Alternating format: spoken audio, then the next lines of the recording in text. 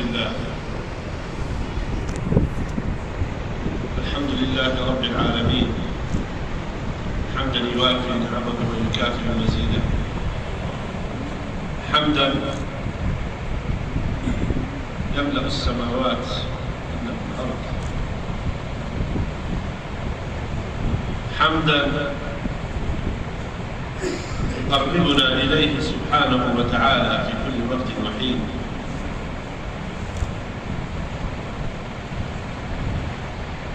فكل الأعمال تدوم بالنعم،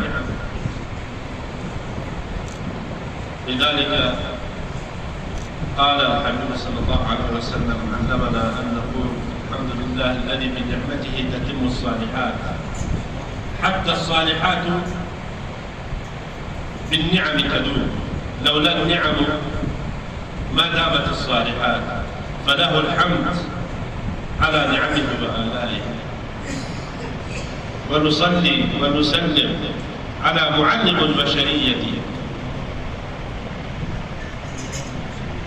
على صاحب الأصل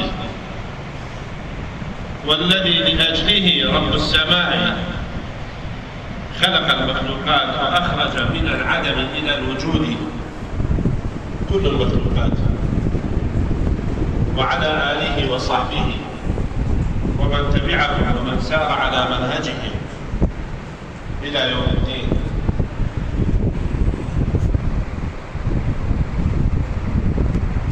عندما نرى هكذا نستطيع أن نسميهم ملائكة، ملائكة بالتبليغ، ملائكة على صورة إنسي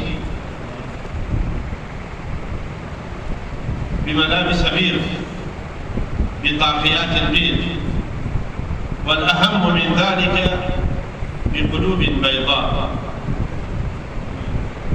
فلا شك أنكم بإذن الله سبحانه وتعالى ملك على صورة وهيئة الإنس. وفقكم الله يا رب العالمين.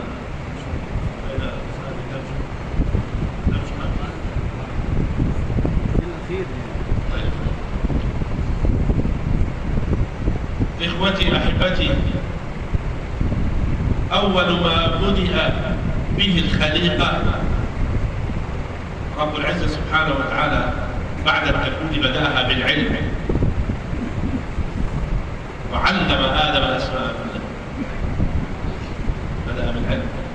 وعند مبعث الحبيب صلى الله عليه وسلم قال له اقرأ، فهذا دليل على أولوية وأفضلية العلم.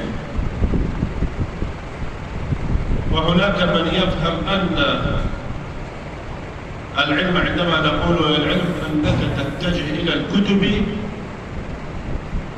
أو تلتزم بمعلم فقط تتعلم منه، ليس هذا المقصود. فمقصود العلم مفهوم شامل، مفهوم عام، لا يتوقف على شيء معين. فعندما رب العزة سبحانه وتعالى أمرنا بالتعلم وبالعلم بدأها بذاته العلية، معرفة الله سبحانه وتعالى. لسنا مأمورين أن نفكر في ذات الله، لأن إذا تفكرنا في ذات الله نخرج من الطريق، ندخل ممكن إلى الكفر، نرتد عن الدين، لأن ليس كمثله شيء، ليس كمثله شيء. لا أحد يستطيع أن الله نور السماوات والأرض، إلى هنا يتوقف كل شيء. حتى عندما سألوا الإمام مالك عن الرحمن على العرش استوى نؤمن به وسكت. لماذا؟ لأنه كل يوم في شأن وليس كمثله شيء. هناك من المتحجرة قلوبهم وعقولهم يظنون في الاستواء أن رب العزة سبحانه وتعالى موجود على العرش. طيب العرش مخلوق حادث، كيف فرب العزة يحتاج إلى شيء حادث خلقه بيده. وجود العرش، وجود الكرسي لتعظيم الله سبحانه وتعالى، ليس لرفع قدر الله سبحانه وتعالى لأنه هو العلي القدير، وليس لأننا حتى نظن أن الله له مكان. إذا ظننا ذلك فنحن دخلنا في الكفر. الله سبحانه وتعالى مبرر من الجهات الست، من الأمام ومن الخلف، من الفوق ومن التحت، عن الأيمان والشمال، كل ذلك حدث بفعل رب العباد سبحانه وتعالى خلقه بيده. فكيف الله يحتاج إلى هذا الشيء؟ لا يحتاج. ونقدم دليل على ذلك عندما مات الصحابي سعد، قال رسول الله صلى الله عليه وسلم: اهتز عرش الرحمن. طيب إذا اهتز عرش الرحمن لموت صحابي، وإذا نحن نعتقد أن الله فوق العرش، هل يجوز هذا الكلام أن يقال بحق الله أنه اهتز الهزة؟ هذا عين الكفر في حق الله سبحانه وتعالى. فنحن مأمورون بماذا؟ أن نكون على علم ونفكر في صنع الله سبحانه وتعالى. لذلك أوصونا العلماء وقالوا: ولا أعظم من صنع الله ولا أعظم من خلق الله من محمد صلى الله عليه وسلم. فعندما تريد أن تعرف الله فكر في ذات سيدنا محمد صلى الله عليه وسلم. عندما تريد أن تفكر في ذات الله لتعرف قدر الله، لتعرف عظمة الله، لتعلم مدى علم الله سبحانه وتعالى، فكر في شخص سيدنا محمد. فكر وتدبر كل معاني الظاهرة والباطنة في شخص سيدنا محمد صلى الله عليه وسلم. لذلك منذ 1400 سنة وجميع أهل الإسلام من المشارق إلى المغارب انقسموا إلى قسمين: قسم تبحر ويغوص في رسالة ونبوة سيدنا محمد صلى الله عليه وسلم، وقسم يتبحر ويغوص في روحانية سيدنا محمد صلى الله عليه وسلم.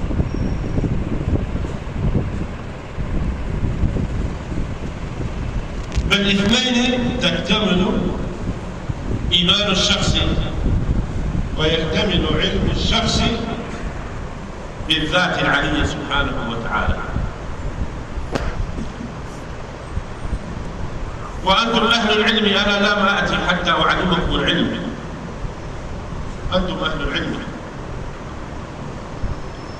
لا أعلمكم الحديث فأنتم الحمد لله تدرسونه، ولا الفقه ولا التفسير ولا أي شيء.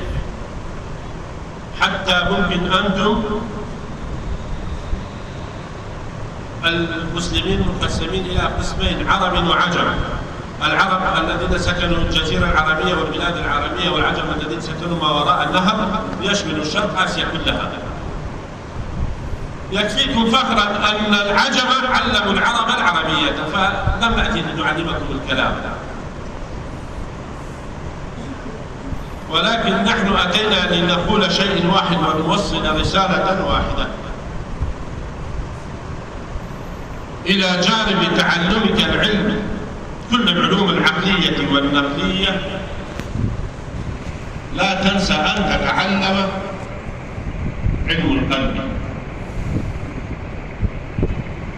فكل ما تتعلمه من علوم إن لم يصاحبه قلبك ترد عليه. يوم لا ينفع مال ولا بنون إلا من أتى الله بقلب سليم. أنت باليوم تصلي 100 ركعة، ممكن على مدار العام أنت تصوم الدهر كله، وممكن كل يوم تتصدق، وممكن كل عام تذهب إلى الحج. لكن إذا كان محور الشخص وهو قلب من كان فيها خلل يرد كل أعمال عليه. والدليل على ذلك هناك صحابة رسول الله صلى الله عليه وسلم من حمل السيف أكثر من أبي بكر الصديق رضي الله تعالى عنه، وهناك من صام وصلى أكثر من أبي بكر الصديق. ولكن لماذا يعظم إيمان أبو بكر ويعدل إيمان الآخر؟ لقلبه، تصديق القلب. لذلك اعتبر سيدنا أبو بكر الصديق في المقدمة الرجل الأول، ليس لحمله السيف. إذا في العلم سيدنا مولى الكائنات الإمام علي أعلم من أبي بكر، زيد بن ثابت أعلم من سيدنا أبي بكر، العبادلة الأربعة في العلم أكثر من أبي بكر رضي الله تعالى عنه. ولكن رغم كل ذلك هناك من الصحابة سيدنا أبو بكر رضي الله تعالى عنه لم يشارك في الغزوات بقدر خالد بن الوليد وبقدر سعد بن أبي وقاص. رسول الله صلى الله عليه وسلم يقول فداك أنت وأمي يا سعد. ويبقى سيدنا أبو بكر الصديق في المقدمة الرجل الأول. لماذا؟ بقلبه وصلاح قلبه والإيمان المنوط في قلبه. لذلك كل العلماء الأعلام على مر العصور من أول بداية الإسلام إلى يومنا هذا اجتمعوا حول الأولياء والصالحين، لأن قلنا ينقسم إلى قسمين: قسم غاص وتبحر في رسالة سيدنا محمد وهم العلماء، وقسم تبحر في أصل سيدنا محمد في حقيقته الروحانية، فغاصوا في أنوار سيدنا محمد وهم الأولياء الصالحين.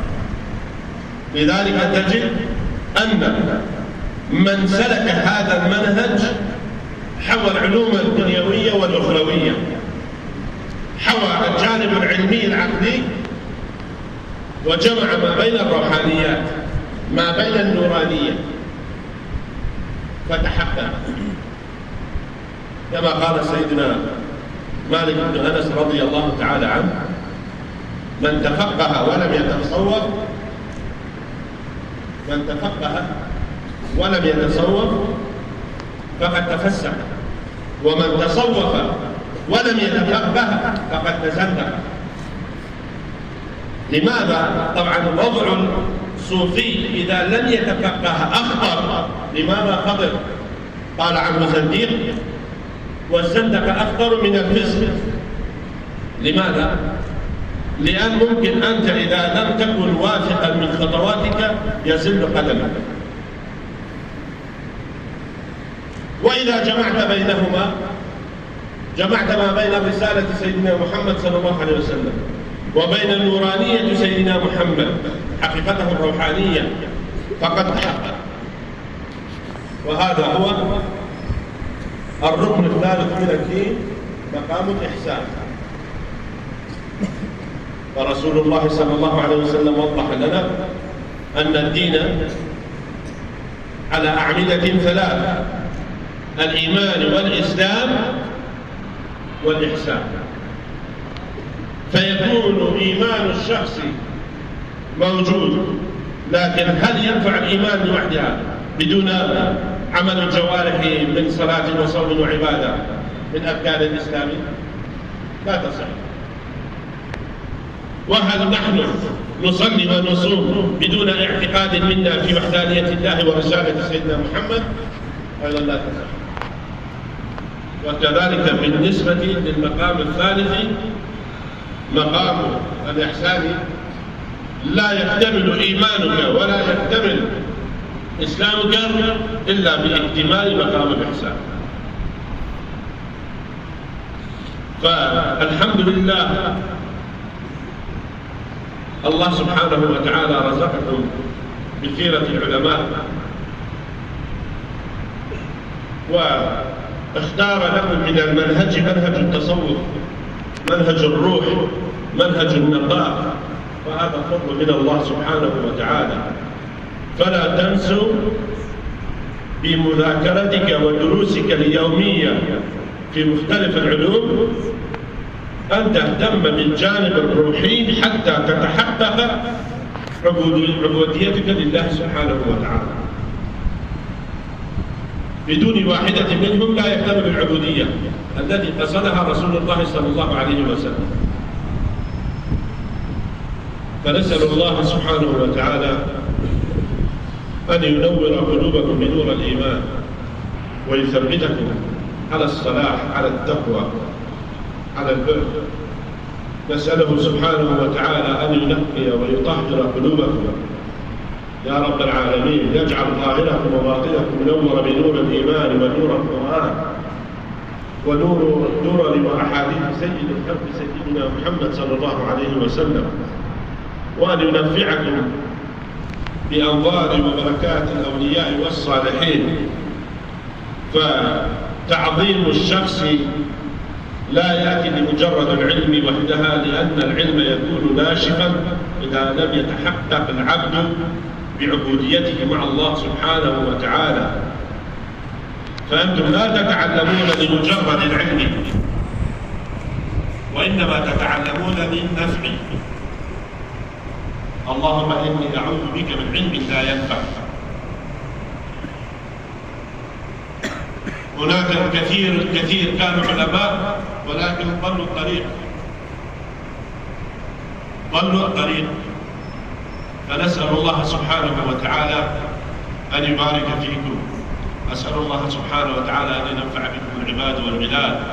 نسأل الله سبحانه وتعالى العلي القدير أن ينور هذا القبرين المباركين اللذين كانا سببا في إنشاء هذه الجامعة المباركة، منبرا للعلم ومنبرا للأدب والسلوك والتربية والتصوف الحقيقي. الله سبحانه وتعالى يحشرهم في زمرة الأنبياء وفي زمرة الأولياء وفي زمرة الصالحين. نسأل الله سبحانه وتعالى أن يبارك في هذا الجمع المبارك من الأساتذة والمعلمين، وأن يبارك في من عمل في هذا المكان منذ النشأة إلى ما شاء الله سبحانه وتعالى. ورحم الله وبارك في كل من يقدم يد العون لكم ويقدم العون والمساعدة المادية والمعنوية لهذه الجامعة المباركة. نسأل الله سبحانه وتعالى أن يوسع هذا الصرح الكبير ويجعل منها جامعات وجامعات في كل المدن بإذن الله. اللهم آمين. وصلى الله على سيدنا محمد النبي الأمي وعلى آله وصحبه وسلم. جزاكم الله خير الجزاء. الكلام كثير ولكن لا نحب الإطالة، فاكتفينا بهذا القدر وفقط.